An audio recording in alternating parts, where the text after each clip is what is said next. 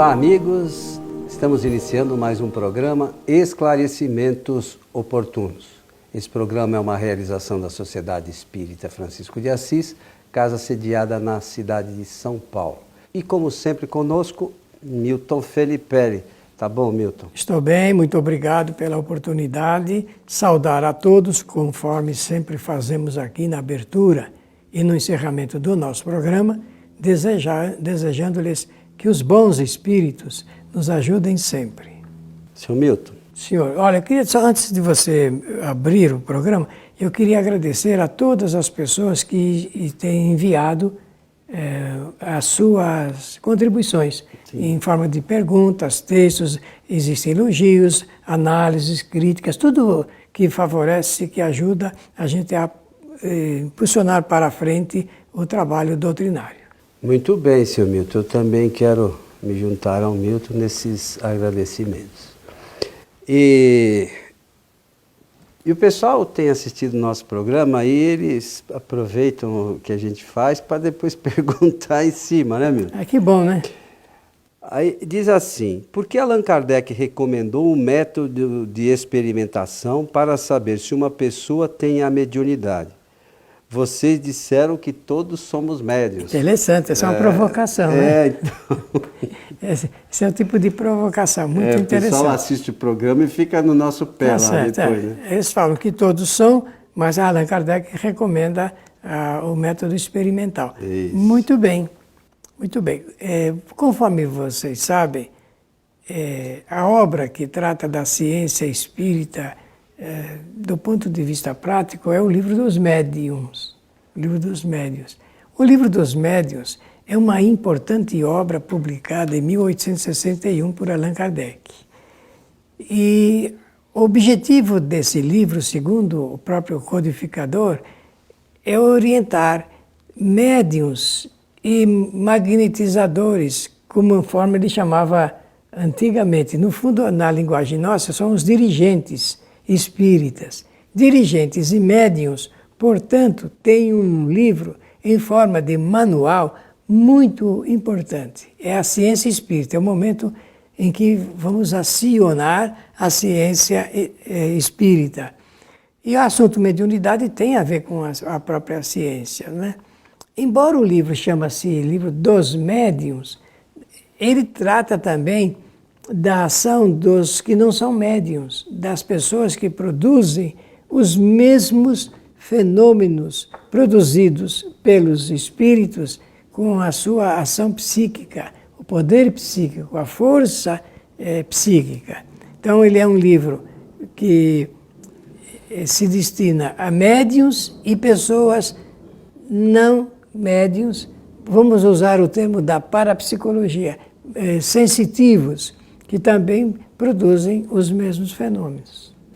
Muito bem, mas Kardec fez essa diferenciação porque a questão de todos sermos médios, porque todos recebemos influência dos espíritos, mas nem todos conseguem receber, ser os intermediários dos espíritos. Então existe essa diferença. Até porque se você disser que nem todos, alguns não recebessem a ação de algum espírito, nós estaríamos meio que jogados numa situação complicada. Como é que os nossos espíritos protetores iam nos auxiliar? É verdade. Então, eu não dei essa classificação.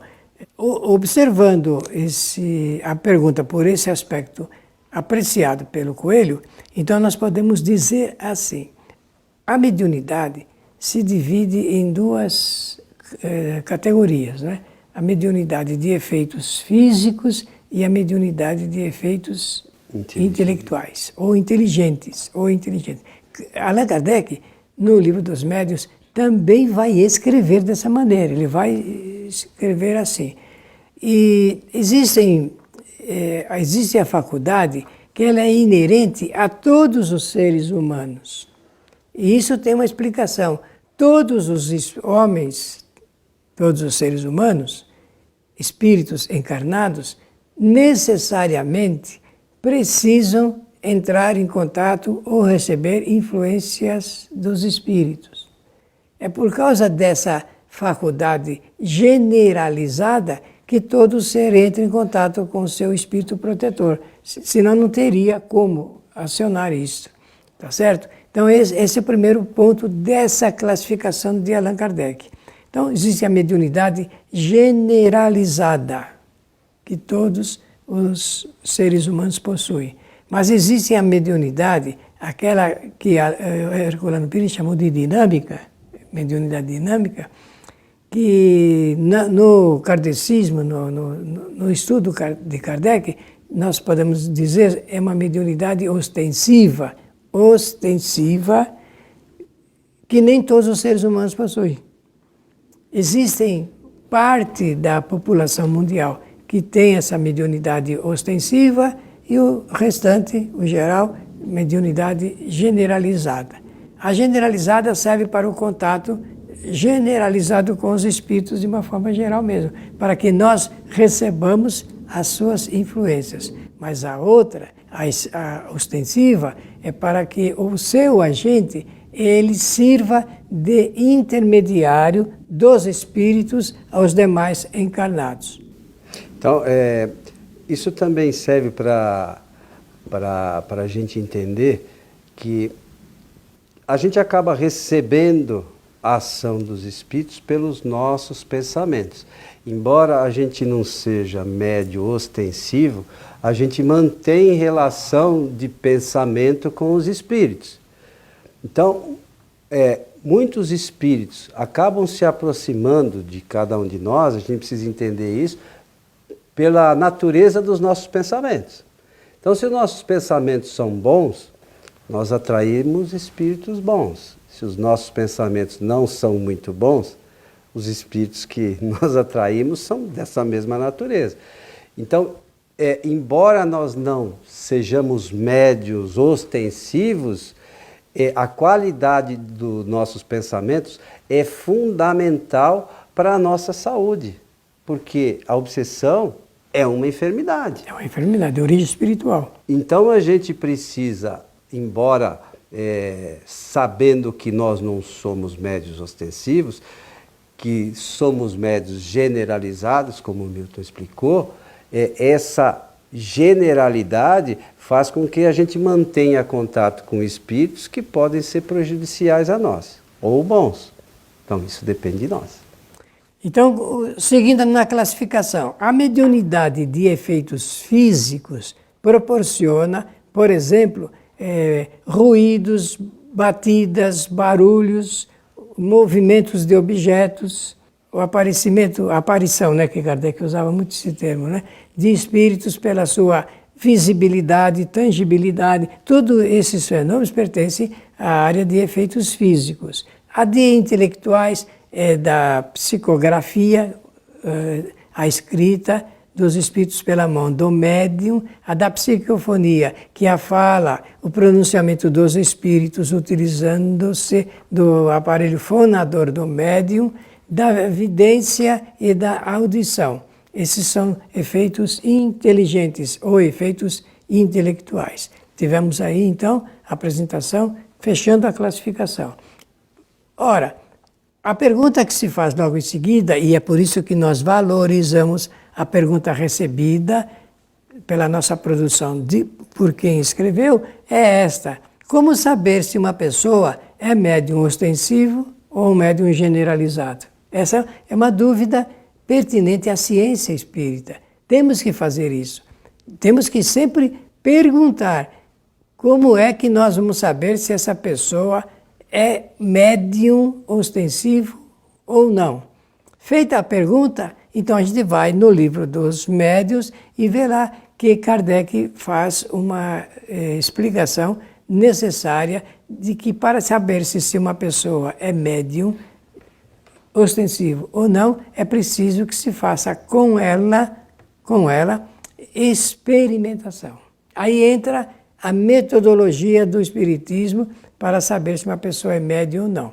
E ele propõe, então, de 8 a 10 reuniões no máximo, 10 reuniões no máximo, fazendo essa experimentação. A metodologia é a coisa mais simples, mas Allan Kardec, ele fez uma adequação do método da ciência oficial, ciência comum, com a ciência espírita.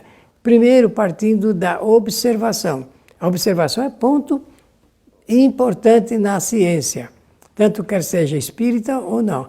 O método da observação, ele se caracteriza pelo fato do cientista ele observar o fenômeno numa multiplicidade de vezes muito grande. Para o de laboratório, no caso no centro espírita, né, Kardec recomenda no máximo 8 reuniões ou 8 sessões, observando o que acontece com a pessoa durante a sua estada ali naquela hora, ou então um pouco menos de 1 hora, que é o ideal, não fazer muito prolongado. Todas as pessoas que possuem a mediunidade ostensiva, com elas vai ocorrer alguns indícios muito interessantes. O Milton, eu queria só lembrar de uma questão, você falou da mediunidade dos efeitos físicos, só retornar um pouquinho. E nós falamos, num de nossos programas anteriores, sobre o perispírito. Essa questão, para entender algumas coisas do perispírito, é importante essa coisa dos efeitos físicos, que na sua maioria são realizadas pela transformação do perispírito. Totalmente a ação do espírito sobre os fluidos, né? Para materialização e tal. Então, é uma coisa importante que a gente falou no programa, um dos anteriores, não me lembro exatamente qual. Foi o último mesmo. Foi o último, que nós falamos de perispírito. Então veja como é importante o perispírito para o espírito. O papel do perispírito, né? As primeiras manifestações que usava-se a tipologia, né? As pancadas, e não era a mão que batia, né? É ação de fluido. O espírito, então dá a chance. Aproveitar e explicar. Você dá a chance. O espírito que deseja provocar esse fenômeno, com o pensamento, ele aglutina uma certa quantidade de fluidos vitalizados. O que é fluidos vitalizados? Fluidos que contêm uma certa vitalidade, ele faz uma combinação e com essa vitalização dos fluidos ele pode irradiar seu pensamento, né? E provocar as batidas como barulhos, ruídos, suspensão de objetos, transporte de objetos, né? Se alguém chegou a ver na sua casa, por exemplo, pratos saindo do guarda-louça ali, indo para ou xícaras ou copos, o que vale, isso agora não está sendo comum, mas foi muito comum no passado. Então existem documentos, reportagens em jornais, em revistas que explicam como é que os espíritos agiam sobre a matéria para provocar esses fenômenos. Bom, voltando, depois das experimentações, né? Mas existem alguns indícios, eu parei nos indícios, necessariamente fiz isto, de propósito. Alguns indícios que a gente tem que, o observador, o experimentador, o cientista espírita, ele tem que cuidar, que são acontecimentos que, no geral, passam despercebidos, mas que eles são importantes para quem está anotando, fazendo o registro, e às vezes até documentário, agora com maior facilidade pela informática, pela tecnologia, filmando, gravando, porque os espíritos, eles agem sobre as pessoas,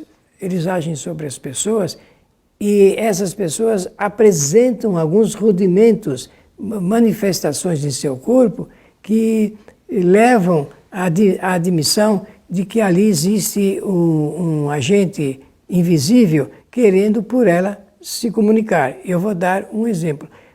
Quando eu falo isso porque nós fazemos constantemente experimentação, então nós podemos falar aqui. A pessoa está em volta da mesa e a gente coloca lá, cria dispositivos para facilitar, que é o caso de papel, lápis, a fim de que saber se o espírito ele deseja se pronunciar pela fala ou se ele deseja se pronunciar pela escrita. Então a pessoa, quem está, o experimentado, eu vou usar essa expressão, você observa quando ele faz movimentos frêmitos para pegar, buscando pegar alguma coisa, um lápis, uma caneta, e ele então, se for o caso dele escrever, se essa é a sua vontade, ele começa a escrever. Alguns escrevem nitidamente desde o início, outros é uma dificuldade muito grande. É preciso que ele promova exercícios motores, como se fosse uma criança aprendendo a escrever. Então faz rabiscos, sinais sem nenhuma interpretação. Lá na frente, mais vezes, na terceira ou quarta reunião, ele começa a esboçar as primeiras palavras. Isso é quando é pela escrita. Quando é por desenho, a mesma coisa. Ele vai procurar objetos para poder desenhar alguma coisa no papel. Ou então, se for pela fala, ele vai exercitar então alguns ruídos com a garganta do médium, até chegar ao ponto dele se pronunciar verdadeiramente. Nessas reuniões, meus amigos experimentais, não se comunicam espíritos sofredores, porque não é o propósito da reunião. O centro, ele caracteriza a natureza da reunião, dá a essa natureza, essa sua forte característica, então só se comunicam os espíritos que querem exercitar-se através do médium. E a gente não pode imaginar que nessas experimentações não exista também um grupo de espíritos responsáveis por elas, até para auxiliar nesse desenvolvimento. Então, tem que se conversar também com os médiums, porque nos primeiros momentos, o médium que está ali ainda sem experiência, ele sempre fica naquela questão, né? Esse pensamento é meu ou não é meu? Essa dúvida é boa. Né? Ele sempre fica nesse questionamento, tanto na questão da psicografia, quanto por mediunidade através da fala, né? Ele fica, num primeiro momento, nesses questionamentos, não, mas depois ele vem conversar. Poxa, mas eu não sabia se o pensamento é meu, se não é meu, eu não sabia, mas fala. A dúvida é muito boa, ela é muito boa. Lá na frente, passadas algumas reuniões, ele vai perceber que existe uma duplicidade de pensamentos. Uma que é o seu e a outra que se exterioriza, que ele nem estava pensando naquele assunto em que ele é exposto ali. Eu esqueci, foi uma pequena falha minha aqui no nosso programa, mas eu tenho que dizer algo antes de começar a experimentação, que é as pessoas experimentadas, antes de irem para a mesa ou à reunião de experimentação, têm que conhecer o Espiritismo, teoricamente. O centro, bem estruturado, bem organizado, bem administrado, ele realmente faz com que a pessoa, primeiramente, passe pela teoria, que é a recomendação de Kardec. A hora que vocês abrirem o livro dos médiuns, vão perceber que Allan Kardec, logo no início, ele vai dizer que a teoria deve preceder a prática. E não é só a leitura do livro dos médiuns, não. É importante que a gente tenha um conhecimento da doutrina espírita. Porque imagine que nós temos o trabalho de evocação, né, que a gente vai evocar espíritos. Como é que eu vou dialogar com o espírito se eu não conheço a doutrina? Não tem jeito. Uma vez me falaram que a dirigente do trabalho, uma pessoa que estava no trabalho, é só um caso, falou para o espírito assim: você não pode mais voltar lá. O espírito deu risada e falou: e meu livre-arbítrio? Então, é fundamental que a gente conheça a doutrina sob pena de servir de chacota para os espíritos. É verdade. Né? Então, o Kardec orienta que a teoria deve preceder a prática, mas a teoria não se atenha a meia dúzia de livrinhos. Nem a mediunidade apenas. Então é preciso que a gente leia o livro dos Espíritos, leia o livro dos Médiuns, conheça o Evangelho, leia o Céu e o Inferno, porque ali tem algumas são 67, não é isso? Relatos de espíritos, que são espíritos que de repente a gente pode conversar com um que tem alguma similaridade, correlação. Alguma correlação com aquele que vai se apresentar ali. E depois a Gênese, que a gente vai entender melhor essas questões relacionadas com fluidos, né? Então, a mediunidade é simples, mas não é tão simples assim. Requer estudo, conhecimento e prática mesmo, né? Não é também, tem médium que acha que vai uma vez por mês do centro espírita que está tudo resolvido, né? Interessante isso que você tocou na mediunidade complexa, porque Leon Denis, ele, durante os seus escritos, tem um momento em que ele se vê obrigado a dizer que a mediunidade é multifacetada, quer dizer, muitas faces, e é verdade. Então a gente precisa conhecer todo esse conjunto para depois ir parcelando, pegando cada parte e depois o ponto menor. Aí nós podemos dizer que nós dominamos por inteiro essa matéria. Meu amigo Milton Felipe, estamos chegando ao final de mais um programa Esclarecimentos Oportunos. Olha, eu só queria que você relesse a pergunta para nós encerrarmos, por favor. Por que Allan Kardec recomendou o método de experimentação para saber se uma pessoa tem a mediunidade? Vocês disseram que todos somos médiuns. Então, agora, com a reunião de experimentação, não tem mais dúvida. Quem é médium e quem não é médium intermediário dos espíritos. Pela atenção de todos, o nosso maior desejo é o de que os bons espíritos nos ajudem sempre. E nós lembramos que a nossa casa, a Sociedade Espírita Francisco de Assis, tem palestras públicas todas as quartas-feiras a partir das 20 horas. Nossas palestras são transmitidas pela nossa página do Facebook, é facebook.com/transical, o transição sem o tio e a cedilha. A você que esteve conosco, nosso abraço e até o nosso próximo encontro.